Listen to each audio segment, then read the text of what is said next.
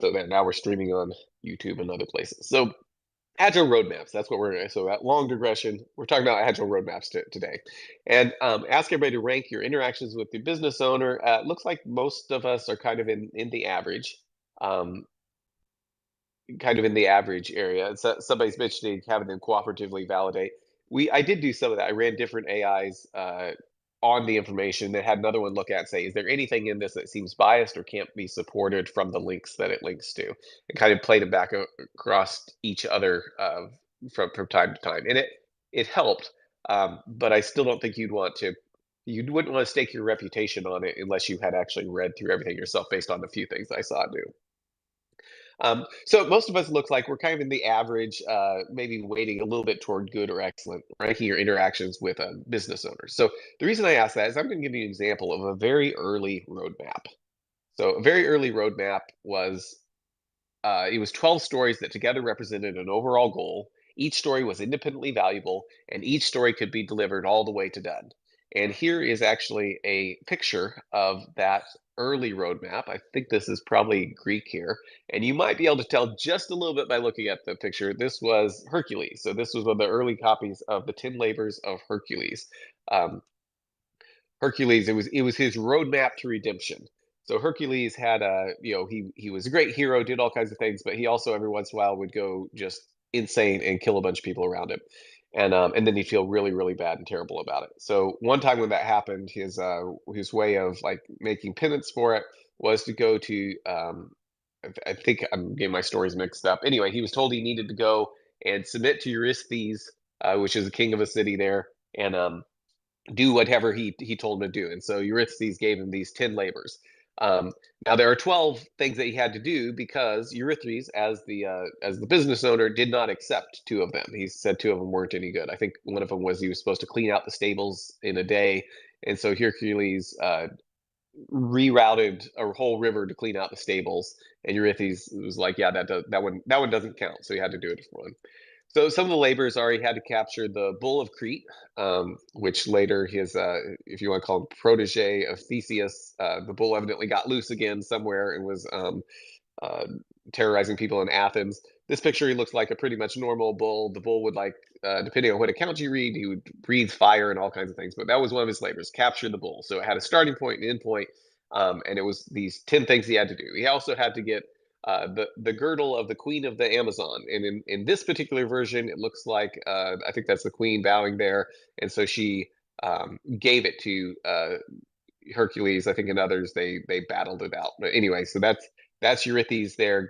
Eurystheus being given the girdle, which represented power. It may have had magical things, but now one of the things that happened here is so you got Eurystheus, who he keeps having Hercules come back and give him all these things that are part of his roadmap of what he's given Hercules to do. And after a while, he starts thinking, this guy's really strong, good looking, and everything. He might unseat me. So I don't think I really want him coming into our city every single time he does something else and show people how wonderful he is. So he came up with this plan. He said, I'll meet Hercules outside of the city. But they thought, but he's really strong and kind of dangerous. So maybe I need some way to protect myself. So Eurystheus came up with this great idea that when we had sent Hercules out to kill this boar that was destroying everything. So Hercules shows back up with the boar, and Eurystheus says, "Well, I'll meet you outside the city," but he doesn't want to necessarily be, completely exposed out there. So he gets a giant jar and hides in the jar, and then Hercules comes and shows him they killed the boar, and then gets his next thing. So that's Eurystheus hiding in this giant bar. So imagine for a moment that you are doing a software demo, and what the business has asked for is seemingly impossible. And your team comes together and you manage to deliver it. So then you go to the software demo and you can't find the product owner right away because he's over in the corner hiding in a giant jar because he's afraid of the developers because he gave them something he thought was impossible and they managed to deliver it, and now he's kind of scared of them. And my point with this is that your product owner is probably great to work with compared to this, right? Oh, and after Hercules dies, Eurystheus tried to kill his children. So with that in mind, and the second question is now, how would you rate your interactions with your business owner? the person who's asking for your software, kind of, if we look back historically at this roadmap and how it went, how would you recommend, does that change your perspective on how your interactions are with your business owner now? It looks like we're averaging a little bit more toward the good side of things.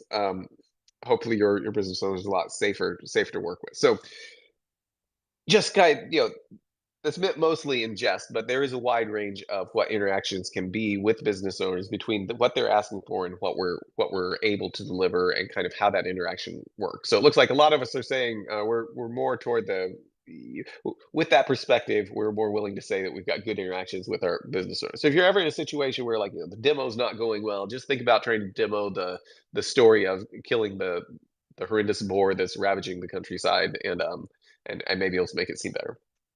Okay, so which agile principles actually support roadmaps? Like, if we look at the agile principles, what do we see that would make us go, oh, okay, I can see why we might want to have roadmaps.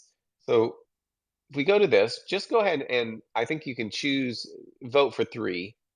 Choose three things that you go, this is something that I could see would be justification for having a roadmap. And there's no right or wrong answer here. I just put a few things out here. I'm just curious what principle people would most likely say would support having roadmaps. And honestly, I think some of it, you could probably make a case for any of these. So don't hesitate to just pick whichever ones kind of come to your mind. It looks like most people are saying our highest priority is satisfy the customer through early and continuous delivery of valuable software. And probably from that standpoint, if we think of it in terms of, if we want to deliver something that's valuable to the customer, we need to know what the customer wants and have some idea of how we're going to get there, and also how it works cumulatively, right? If we're delivering a series of stories, the roadmap makes sure that they all kind of work together toward a particular end. The next one we got here is delivering working software frequently from a couple weeks, couple months, preference toward the shorter time scale. Yes, knowing what you're going to do, I think can have a big, and having a roadmap to where it's kind of like, well, we need to do this, this, and this. We may find that sequencing does matter. We'll look at that a little bit about how it matters in terms of return on investment, but it can also matter in terms of, you're asking me to give you Y, but then later you're asking for X. But if I do X now, we can give you value sooner on and then give you Y. So there's all those aspects to roadmaps. So in thinking of roadmaps, let's watch. We're going to watch somebody grab a map and follow a map. And the point I have some questions about this afterwards. But this is Mr. Bean trying to follow a map, and I want you to consider, when you think of how you follow a roadmap. Is your team trying to follow a roadmap kind of like Mr. Bean, to where, well, let me just show you the video and then we'll talk about it.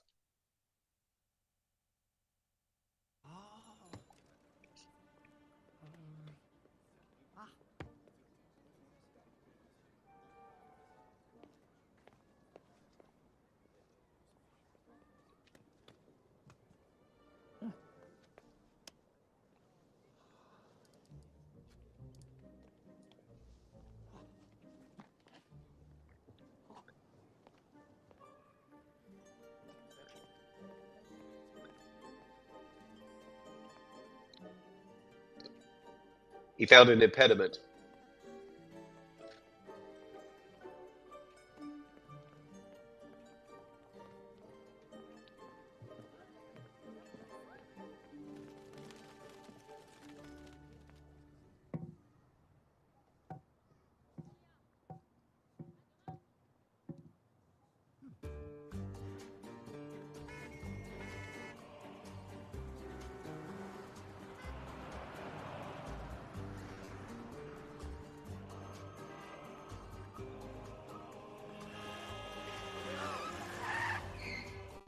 Regarde, qu'est-ce qu'on fait?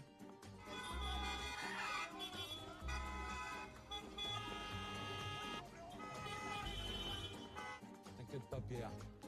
Ça, c'est un anglais, ça. Monsieur Clay, how long will you stay in Paris? Of course, I'll be in Cannes Sunday for my premiere. Until then, I'm working on an exciting new project with this wonderful actress, Sylvie. Sabine, Right. je m'appelle Sabine. One last question, please. Monsieur Clay, s'il vous plaît. S'il vous plaît.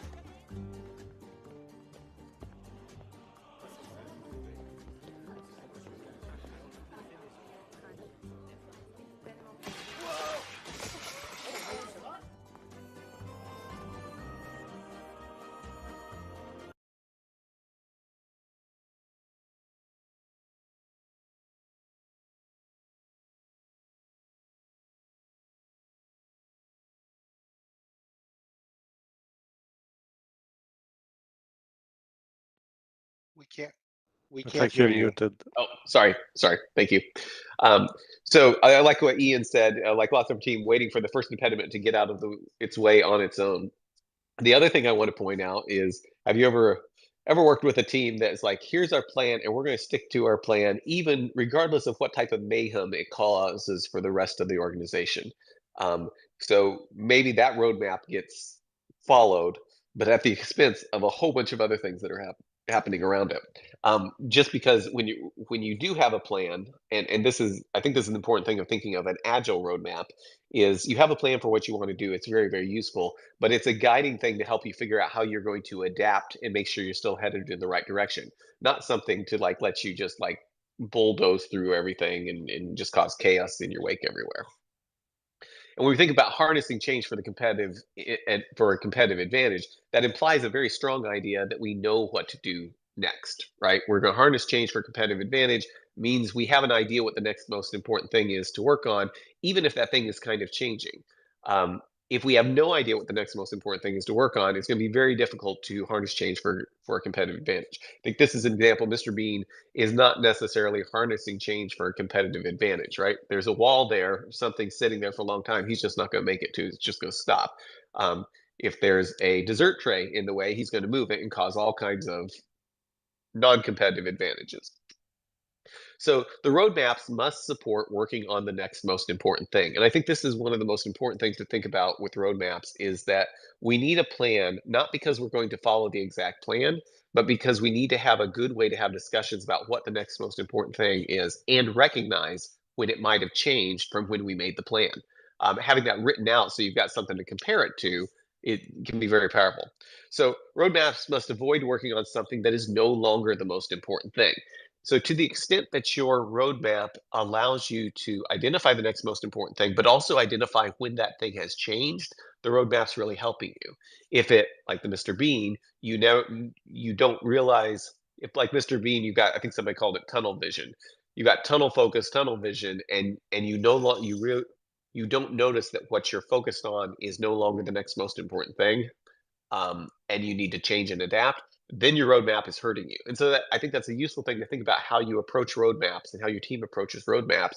Is it helping you actually be in a position to even having a plan to make changes as you need to, or is it being used in a way that makes it where it's even harder to change? One of those is good, the other's not what you want. So we've got kind of this balancing act between the value of knowing what's coming next and then the risk of sticking to a faulty plan. And if you can make sure that you're not being pushed over to the side of the risk of sticking to a faulty plan, your roadmaps may be very, very helpful to the extent that they're helping you do what's in the green box. So if we're thinking in terms of a roadmap, and this is one of the teams I'm working with here recently, this has been a big source of discussion when they're doing their planning, that how far do you need to see into the future in your planning? Well, it's if there's a deer right in front of you in the road, that's good to know right away, right? Because you can take evasive action. But having a really, really good plan and knowing exactly where the deer are for the next 100 miles may not be as useful because that may change entirely. Maybe you're not even going 100 miles, or maybe you decide to go somewhere else. Decide to stop, spend the night somewhere, or the deer might not even be there by the time you get there. And the problem with plans that are doing things like this, where they're looking so far into the future that it's not giving you actionable stuff for today, is you may be so focused on the deer 100 miles away that you overlook the fact there's a giant chicken right in front of you in the road. I don't know if you so it's distracting you from what you need to be doing right now. If you've never seen the Hoboken chicken caper, about a giant chicken causing mayhem in Hoboken, New Jersey, I think it is. I saw that as a kid, and then as an adult, went through Hoboken for something. I was very excited to see the town that I'd see. Anyway, it's a very silly thing, but giant chicken. You got to watch out for the things that are in your way right now, not at the you don't want to be so focused on things that are 100 miles away that you miss the stuff that you need to be doing right here today. So maybe I need to know where I'm going on the road, but a very, very detail of all the deer that are on the road 100 miles from now, probably not worth the cost of acquiring that information because it's going to change so much.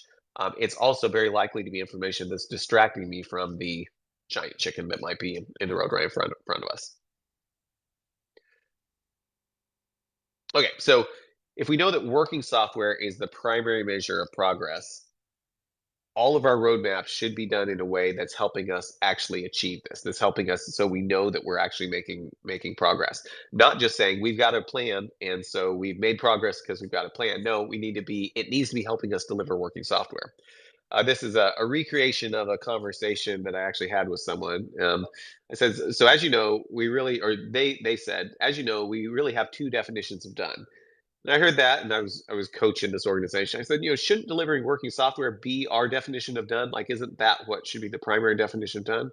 And they responded, said, yes, that sounds good. And she said, so as I was saying, we have three definitions of done, which wasn't the point I was trying to make at all. But the reason I bring this up is it's very easy for other things to become our definition of done or become on parity with what should be our primary definition of done or primary definition of progress, which is we've delivered working software.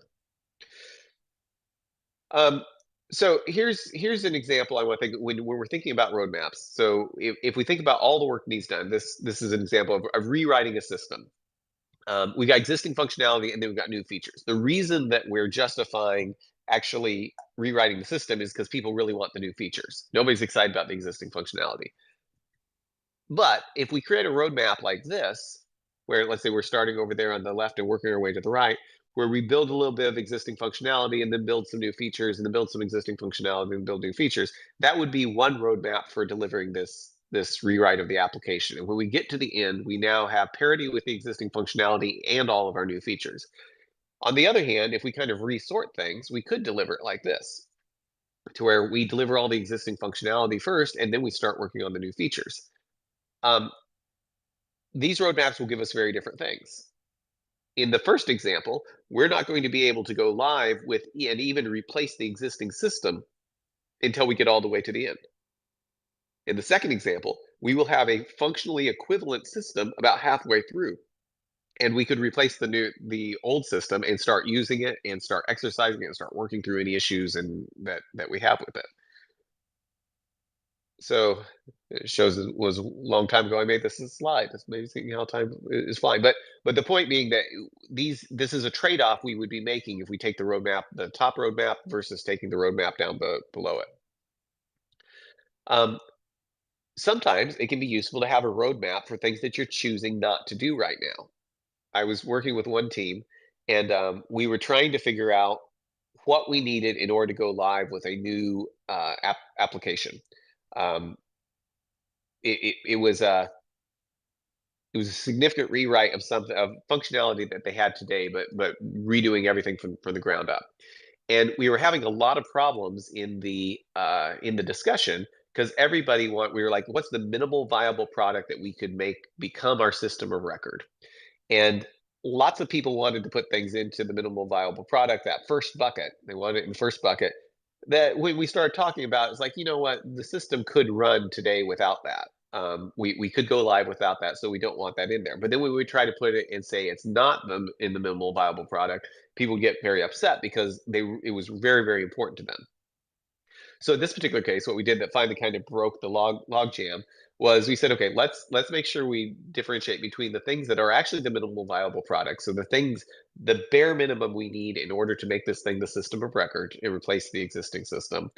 And then let's have another bucket of saying this is fast follow. So these are things that are vitally important that we really, really need, but are just below that threshold. That we can run the system for a while without these things, and put those things in that bucket. And then over here we had the non-MVP, where the things were lower. And that process of actually kind of creating our roadmap of what we were going to work on, I found that by having that middle bucket, when we just had two buckets, it was very, very difficult to have conversations about. But by giving people a middle bucket, they now were able to say, okay, I recognize it's very, very important to me, but I know it's not MVP because we can go live without it, but I can put it in the middle bucket. So it gives me a way to show that it's important. Well, what we were doing here is basically creating just a roadmap for when we were going to do things, right? We've got the MVP, which comes first, and then we've got fast follow. That's the next most important set of things. And then we've got the things that we need, but will come later that don't meet either of those first two tiers. And this giving people, so the main reason I want to point this out is if you're ever at an impasse with trying to figure out how to prioritize things. Sometimes it's a matter of you need to give people a way to say that something is important, to show how important something is to them, even if it's not the most important thing. And if they're only given a binary choice between this is either important or not important, you'll end up with a bunch more things than important, that maybe shouldn't be there. You'll end up with a bunch of things at the highest level of priority that maybe should be in lower levels. So Agile says we need to deliver working software frequently.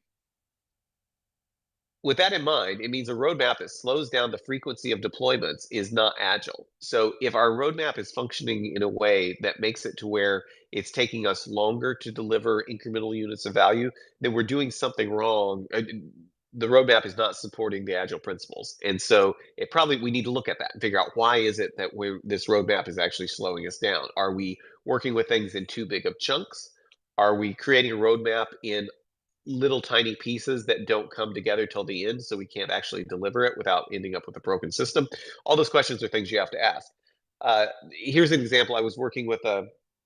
We were writing software for a company that needed an online payment portal for trying to remember the company that this was for. Okay, so yeah, they needed an online payment portal because they had lots of customers and needed customers to be able to go in, see where the invoices were, pay the invoices, import the invoices, and then import the invoices for another system. And so they gave us a list of things they wanted, something in this order. So the first thing they were thinking is, we want to show the status of an invoice, and then we want people able to pay the invoice. And then they said, oh, and then we want a way to import the invoices from the system that generates the invoices, and then we need to have a list so you can see the invoices and what was paid. So as we took what they asked for, the sequence in which they had asked for, we started kind of changing it around, and we said, you know what?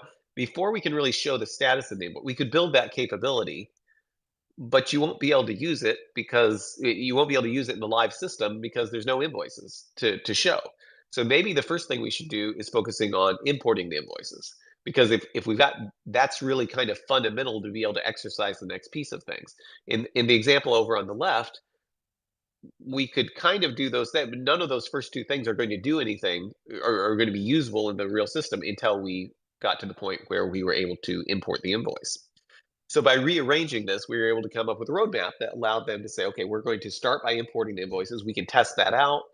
Even if the users aren't going in and seeing stuff, they're able to start seeing how it works. Maybe we list the invoices just for people internally. We're not showing it to the customer yet, but that has some value for us, because when people call in, the customer service representative who are in the system can go see the list of invoices.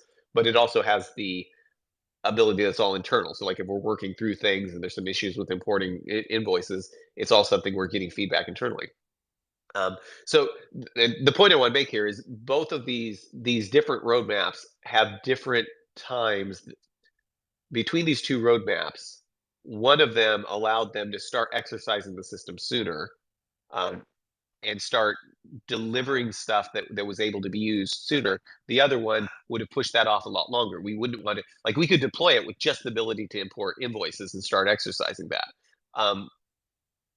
Deploying just to showing the status of the invoice with no way to bring invoices in didn't really give us the same ability to actually exercise the system. So back to our chart here. So look at this. So now we've added another thing. We've got the minimal viable, which is like a subset of the existing functionality. We've got existing functionality and new features. So look at the difference between these two. So in the top one, we build some existing functionality, and then we build some new features, and then we build something that's the minimal viable, and then some new features. And everybody gets excited about the new features, because that's why they're investing in this rewrite. And we work our way through it. On the other hand, on the bottom, we build all the minimal viable, which is like the bare minimum stuff we can do to actually get the system to work. And then we build out the existing functionality. Some of that existing functionality may be things that we actually don't mind running without. It's stuff we have today, but we might be willing to live without it for a while. So with the idea that simplicity is the art of maximizing the amount of work not done, that's what we're doing here, right? We're trying to get the very simplest thing that can possibly work. And one thing I find when you've got a team and an organization that's really focused on sequencing stuff like what's on the bottom, it's amazing how much stuff can be left out or deferred until later. And those conversations can be extremely productive when you're talking with a business owner and you're saying, here's our plan of how we're going to deliver stuff. And there's constantly saying, okay, I understand the system does this today that we're replacing, or I understand it's something that you want if it's a new system. But if we got into a situation where everything was done except for this, would you want to hold up the system going live? And oftentimes the answer is no, we wouldn't want to hold up the system going live because the cumulative value of everything else together is very, very great, even if we don't have this piece. And if that's the case, then the next question is, then where should we prioritize this to make sure that we are reflecting what we've just described as being the value of this? It's lower than some of the other things, or it's not as urgent than some of the things we need for it to be in minimal viable. So that's a useful way to kind of have conversations. And then when you've got a team that's really working hard to have those conversations, you also end up start discovering like this. So you have something that starts out, and you're like, this is minimally viable piece of things. But then as the developers get in it, they're like, you know what? Part of this we can deliver without delivering all of it. And so can we break these two things into two pieces? And then let's prioritize them. Maybe they're both still valuable or very, very important for minimally viable. So we'll still deliver them just sequentially. But let's go ahead and deliver one before we deliver the other. Or in other cases, like you look at the first thing here, you may find, well, half of this is minimally viable. The other half of this is existing functionality that we would be willing to go live without. And if that starts happening, then you end up in a place where now we've been able to reduce the amount of work that has to happen before we get to minimally viable. And the point I wanted to show you here is see how this roadmap of kind of what we plan to do is being driven and reworked kind of as we find more information. And this is what roadmaps should be doing for you. If they are not facilitating this type of conversation and this sort of reshuffling to make sure that we're pushing the value of getting the software into people's hands earlier, then the roadmaps they're not benefiting you the way that they should, and it's likely that they're actually maybe making things worse because it's if they're keeping this type of conversation from happening. And then if we come through here and we're like, you know what, once we split these things up and really looked at them, maybe some of these things we decide we don't need to do at all. Um, so, this half of this story we don't need to do. This half of this one, like the minimally viable, maybe we've got something like, the login system working in this particular way. But since the system we're replacing was created so long ago, we now have some type of centralized login. So we don't need the application to do this anymore. And I've worked on systems where we did that. We had something like minimally viable. People need to be able to log into the system. We need to build out all this login functionality. And then we discovered, oh, the organization has been trying to move everybody to this new system that does this all automatically, and we can use that, and it takes a huge amount of work off our plate. So if we resort this stuff, maybe we end up with all these things here over at the end that we're saying maybe we just never do these things. Maybe we discover that. And the roadmap should be helping you have those conversations and find those things. But ultimately, a roadmap is a set of user stories. So let's think about it. If we have a set of user stories, so a bunch of things that describe how the world looks to the user, how the world looks, fiction. It's fiction about the user's world that describes how their world could be a better place in the future. So for any set of stories that we have, there's going to be an ordering that represents the maximum return on investment. Now, we may not be able to identify this with perfect accuracy, but if we've got stories like, we've got A, B, and C, and we deliver A, then we deliver C, and then we deliver B, and let's say, just for sake of argument, that gives us $5,000 worth of value, per week, per day, per month, or add as many zeros as makes sense for your organization. But there's some value associated with delivering things in this particular order. We deliver A, maybe we start using it. We deliver C, start using it. Deliver B, start using it, and that delivers value in a certain way. On the other hand, if we deliver these set of stories in a different order, maybe deliver B, then C, then A, that could have a greater or lower economic impact on our organization. In this case, we're saying it's worth $1,000 more to do it that way. So same set of stories, but based on the value that they return, one way produces more value than one way will produce a greater return on investment than the other. And the point I want you to take away from here is that when you're thinking of your roadmap and say we want to do this, then we want to do this, and then we want to do this, that will produce some type of return on investment.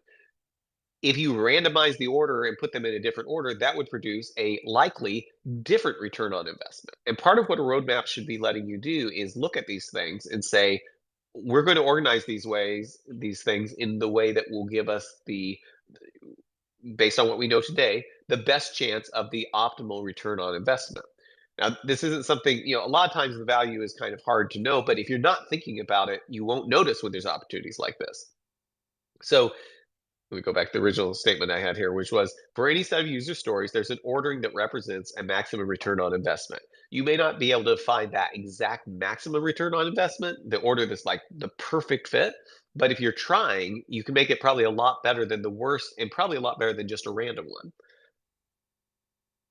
Okay, so then another way of looking at this is for a set of stories, S. I wrote this slide when I was in the middle of reading a bunch of math stuff, so it reads very mathematically. So bear with me. So for a set of stories S, so we've got a set of stories we're going to call S, there exists S prime that represents the same sum total functionality, but contains more independently valuable stories. It's basically a way of saying we can split all of our stories up and represent the same functionality. So we've got S here that represents stories A, B, and C, and then we've got S prime, which represents A sub 1, A sub 2, which cumulatively represent A, B sub 1, B sub 2, which cumulatively represent B. So the point is we can split these things up in ways that it represents the same thing, but we're now at a smaller level of granularity. So if we look at what that looks like, we've got A, B, and C here. Well, if we split this up to where we've now got a split into two, B split into two things, and C split into two things. And then go back and apply the first thing that we just said, which says for any set of user stories, there's an ordering that represents the maximum return on investment. We now have many ways to go through this. That we now have a path through these things that we did not have before. And because of that, we now have options for return on investment that we didn't have before. In this particular case, like if we were to do A first, it starts delivering a return on investment, but it looks like, according to this thing, since we've got a bigger number than we had before as far as the return on investment, half of what we had in A is things that's a very low return on investment, and half of it is very, very high. So by splitting those things up, we've given ourselves the ability to deliver the higher return on investment stuff first and the lower return on investment stuff later. And we may also find that if we split these things up, kind of like I showed in that other chart, we may decide not to do some of these things. And we may find that we can get almost the same level of return while deciding not to do a significant amount of the work. And the point of this is these are the types of things that a roadmap should be helping you do. If you're not having conversations that are leading to this type of splitting and sorting and reprioritizing from your roadmap, you probably aren't using your roadmap, probably is not helping you. And there can be a variety of reasons for it. It could be the tools you're using. It could just be that no one's thinking about this, but it could also be because there's a perception that the roadmap needs to not change once it's been put in place. And I would suggest that if you have a roadmap that you're not allowed to change, not allowed to split things up, and not allowed to adapt, it's going to cost you a whole lot more money to produce probably far inferior software. So ultimately, a roadmap is a list of stories, a prioritized list of stories, telling you what you need to work on next. But it should have the flexibility that those things can change and adapt as you have more information. So saying, here's what we are going to do. So if your roadmap is saying, here's what we're going to do, this is the solid thing that we have to follow. That's a very different thing than saying, here is a plan or a plan of what to do next. One of these is very prescriptive. The other one is very, very flexible. So saying just here's what we're going to do, like here's the whole thing laid out, assumes you've correctly predicted the future. And I can guarantee you haven't. The bottom one, though, saying here's our plan of what to do next. Here's our plan, and it tells us what to do next, and then we're going to continue to adapt this. That assumes you only know enough to make a reasonably good decision about the next thing.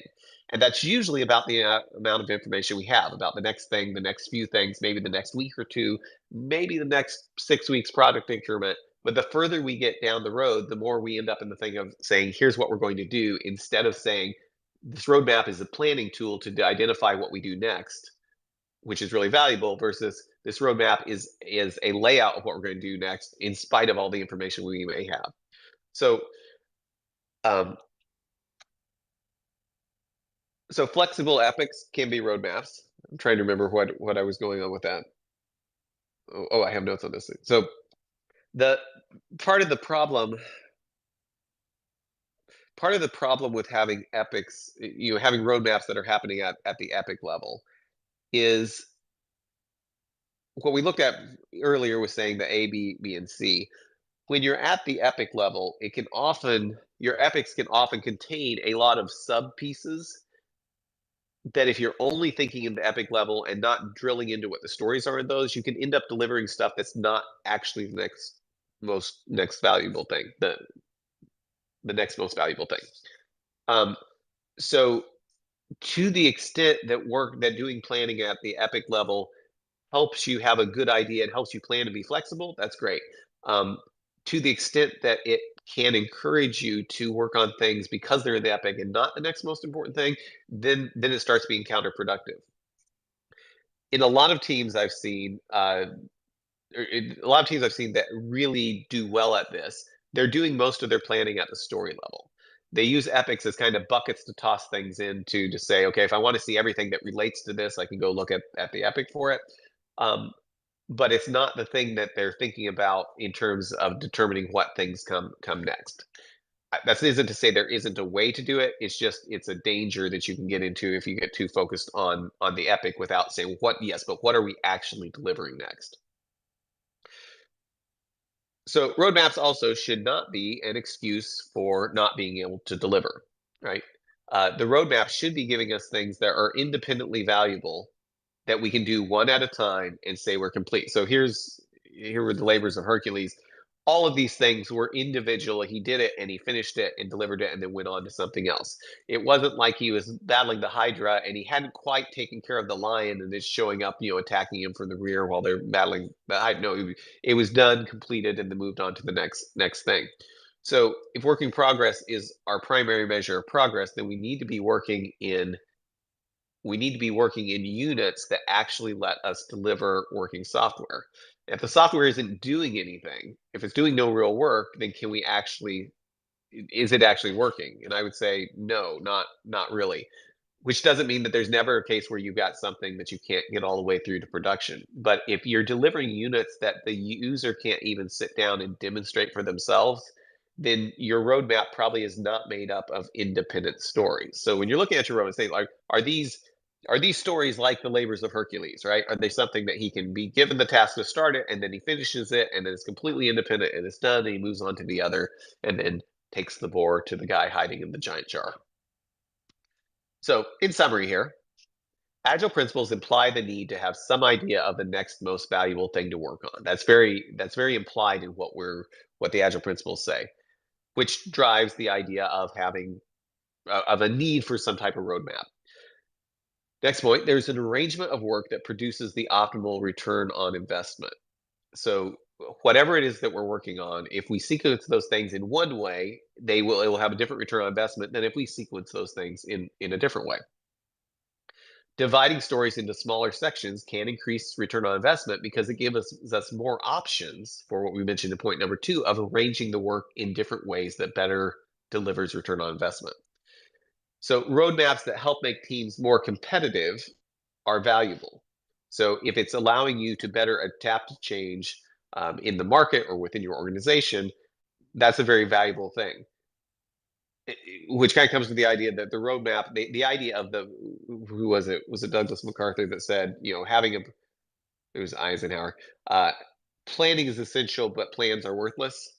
And I think that's a good thing to kind of think of when it comes to roadmaps, that the process of creating the roadmap and reshuffling the roadmap is what's really valuable. Just having a roadmap that you all agreed on 12 months ago is probably pretty useless.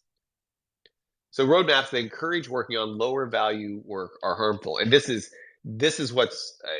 really important, because if your roadmaps are being used in a way that they're being used to justify working on something that everyone agrees is not the next most important thing now, even though it seemed like it back when you made your plan, now you've got a roadmap that's actively working against you as far as your ability to deliver with agility.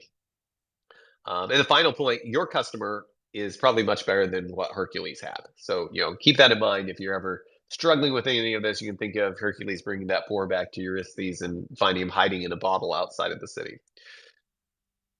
Okay, so, and this is great because we've got a smaller group today than some of the other ones. So your chances of winning a t-shirt go up. So t-shirt or sweatshirt, probably a t-shirt, unless we're out of a size, and then might end up with sweatshirt. But we'll get you something if you win. If you're in the U.S. If you're outside the U.S., let me know. I can ship books outside the U.S. faster than I can ship them other places. So let's go ahead and join this. I'll give people just a few minutes. I'm going to check out the comments here. I have not seen the giant chicken on Family Guy, but I will look that up after this to see what I may be missing. Okay, I see somebody's mentioning that the way that they're using epics might be leading to some struggle, and it's not necessarily. I just want to clarify, it's not that epics are bad to use, and sometimes that can be a really good way to kind of see the big blocks of what you deliver. If your epics are being used in a way where they provide you with a roadmap for a particular piece of functionality, and that is still getting a lot of feedback about what's the next most important thing to work on, that it can be valuable. It's not that epics are bad to use in planning. You just need to be very, very careful that they're not leading you to things that will make you work in a suboptimal way.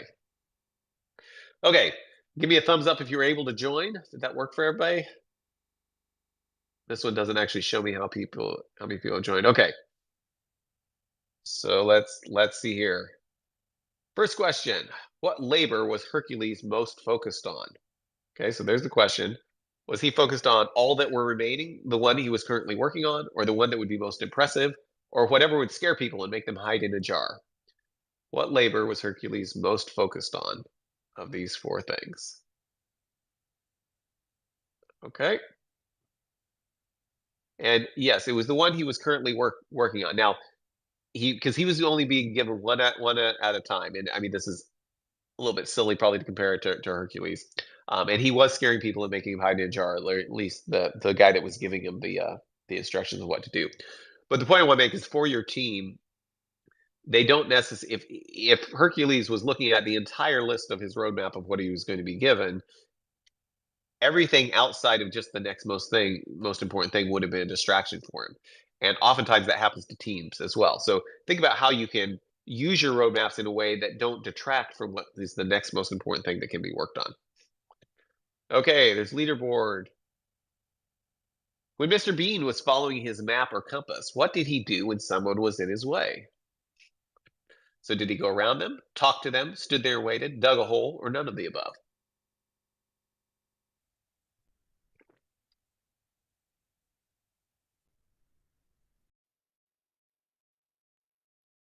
Yes, he just stood there and waited. There was an impediment, and he was just stuck behind it.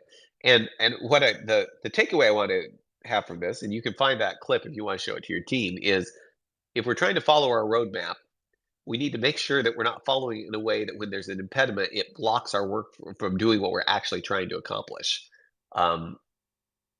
So yes, he stood there and waited, which is the exact opposite of what we want to do. When there is something blocking it, we want to blocking our ability to deliver. We either want the team to swarm, probably want the team to swarm and try to figure out how to overcome that obstacle. But it also might mean, hey, we hit this obstacle. We need to reshuffle the next few stories that we're working on because this obstacle will go away in 2 weeks. And there's no sense us spending a whole bunch of time dealing with it. Let's go ahead and deliver a few other things and then come back to that when it's not an issue anymore. Okay, there's our leaderboard. Moving on. Let's see how we're doing time. Okay, good. How might a roadmap be harmful? So what was one of the ways we discussed the roadmap might be harmful? Is it harmful because it might encourage you to divide work into smaller pieces? Might it be harmful because it might help you know what to work on next? It might encourage you to work on lower value work, or it might make you look at agile principles. Which one of those might be harmful when it comes to roadmap? So yes, a roadmap might encourage you to work on lower value work if it makes you think we have to follow this plan without rethinking what's the next most valuable thing to deliver. If the plan becomes so set, you made a plan 12 months ago, and now you know a whole lot better what would be valuable to the customer because maybe the customer is telling you. Um, they're trying out what you've already given them in the marketplace, and so now things are more important. You don't want to keep following that plan if you've got better information. And sometimes roadmaps can be used that way if they're not seen as something that's flexible. Okay, we've got Ian, guess, Age, guess, Chrissy, guess, Sridhar, Jake, and JP. Okay, next question. How can we increase the return on investment? Do we switch to Waterfall, create longer roadmaps, divide stories into smaller, independently deliverable pieces, or hire Hercules as a developer? I think we definitely you need to name your AI Hercules if you're using AI to write code. I think that's definitely what you hire Hercules. So yes, divide stories into smaller, independently deliverable pieces. Because if we divide things up, a lot of times those stories, part of them are not both pieces you divide them into have the same cost, nor do they have the same value. And so it gives you the ability to more granularly deliver stuff. Now there's a lower limit, right? You get to a point where things can't be delivered in smaller pieces, but you want to make sure that you're not overlooking opportunities to actually split things into smaller pieces. And one other thing I'll mention about this is the ability to take advantage of delivering things in smaller pieces often is directly tied to how good you are at testing. When you have lots of tests in place, it's a lot easier, and you can take something really small and deliver it and prove that it works and then get it into production. That's a very, very different situation than when maybe your testing requires 12 people to work 6 weeks before you can say this thing is delivered to production. There was a group I was working with, and that's how long it took them to deliver stuff or to actually test stuff. So they only deployed once every 6 months unless there was some type of emergency. We replaced that with the ability to prove the system worked in about 2 hours. And it was a total game changer because now they were able to drive these smaller, independently deliverable pieces. And one thing I think that's unique today that we have that I think it'll be interesting to see how people are able to take advantage of this. But if your company is looking at starting to trying to use AI, I would recommend one of the very first places to really invest some time in that is in your testing, using AI to help create tests. Now, you still need people that really know what they're doing to help drive the creation of those tests. But there's a couple things that AI does that makes it that I feel makes it uniquely suited for creating tests for your organization. So or for your application. So one thing is AI is usually really good at running tests. My experience with it, running tests, running really targeted tests, and getting feedback. I've had some things where I was using Selenium, so there was some flakiness to it, and I kept running it. And I tell AI, run these tests 5 times and tell me which one's the most flaky, or run it 10 times or 100 times, tell me which most flaky.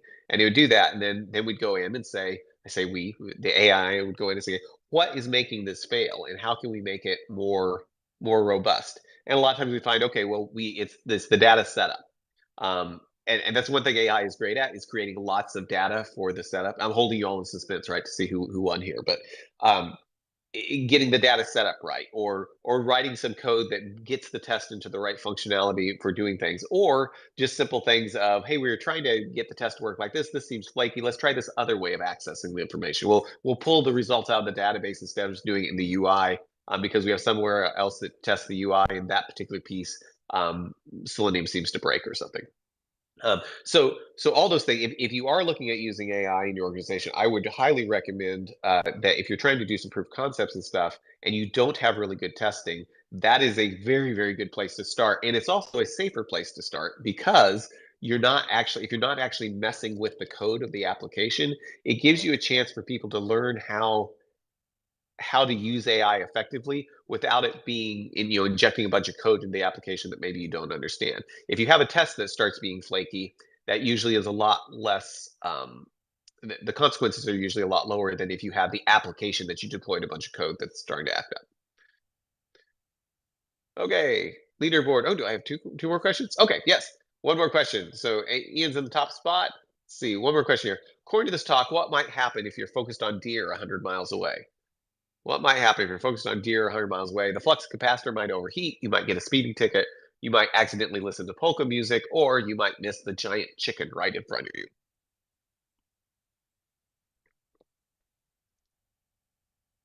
And the point of the question, yes, the giant chicken. And remember, the point of that was just the further out you're focused, if it's consuming all of your attention, you may miss things that are right there that you need to be paying attention to right now to adapt.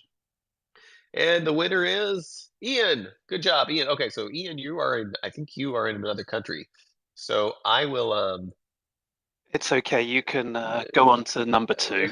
number 2. Well, I'm not sure. He may be in another country too. Actually, Ian, I will send you a book though. I can get you a book pretty easily. Would you like a copy of my Agile book, or have I already sent you one, Ian? I haven't received anything from you.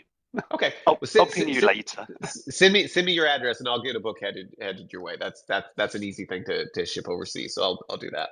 So congratulations, everybody, for participating. And let's see, the scores were pretty close, but Ian had a little bit of an advantage there. So probably faster clicking. Or Switzerland has really good internet right now, so it's really fast. So thank you all for coming. I will. I'm going to stop the streaming here, and I will stick around if anybody wants to talk about this, talk about AI, talk about what I mentioned at the beginning. Happy to stick around and chat. But thank you all for coming, and should have some more things scheduled. I'm reaching out for some speakers. Oh, that's the other thing I would mention. If for some reason there's somebody that you're like, man, this person would make a great speaker for the Agile Lunch and Learn, please ping me. Send it my way. I'd love to reach out and see if we can get them here. So DW, did you have a question? Yes, thanks, Mark, for another fantastic presentation. You do these things to getting on the call with you because I know I'm going to learn something. Was curious, did you start your sessions for AI? I know you had polled a number of us and sent a nice letter out asking if we wanted to be in a kind of a Right. cohort. So we did experiment. kind of the experiment thing. We did 3 sessions. They were all just the same thing last week. It was a $10 thing showing how to use AI to create workflows that you could then, like an AI workflow, to create a workflow that you could then pass on to someone else in order to create kind of a like a standard operating procedure or a way to solve something. So yes, those were last week.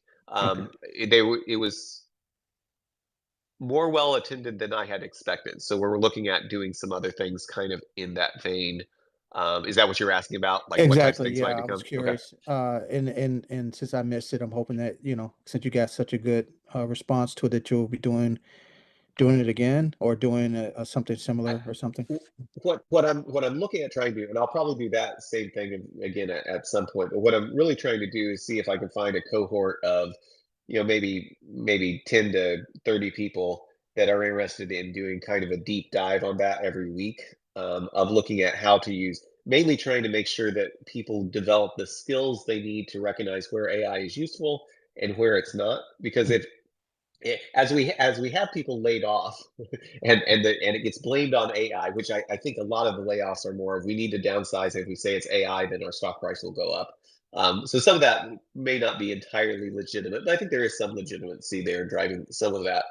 But if organizations are looking for ways to use AI to replace people, I'm looking for a cohort of people that are like saying, I want to be the one that they have to keep because I'm the one that knows how to.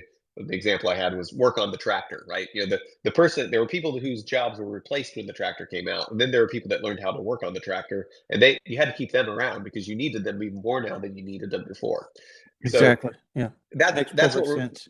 Mm. that's what we're looking at trying to do. It will be a paid thing, and not everybody's going to want to do it, but and we'll keep doing the Agile Lunch and Learns as well, and some stuff will feed over. But Mm. trying to get something set up with some forums and a lot more interaction so people can kind of share. So kind of like a mastermind group coaching type thing. So be watching for that. I'll probably be looking at starting that here sometime pretty soon.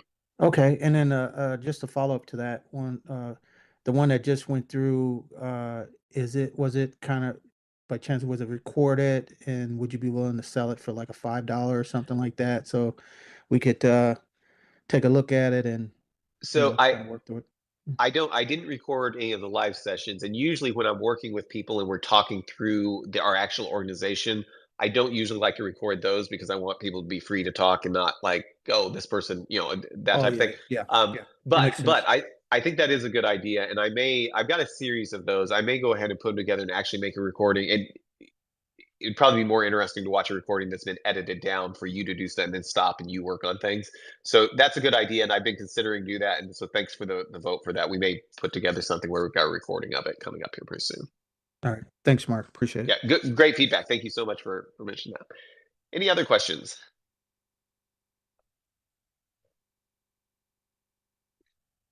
Hey, thanks for sharing that, Ian. I will try to check that out. That looks, I do not know him, so that may be interesting to see. And I'm not sure if the opening credits were from Mr. Bean's Holiday. I don't remember where it was from. I think that's right, but I may be wrong. Any other questions, thoughts, aggravations, or anything else?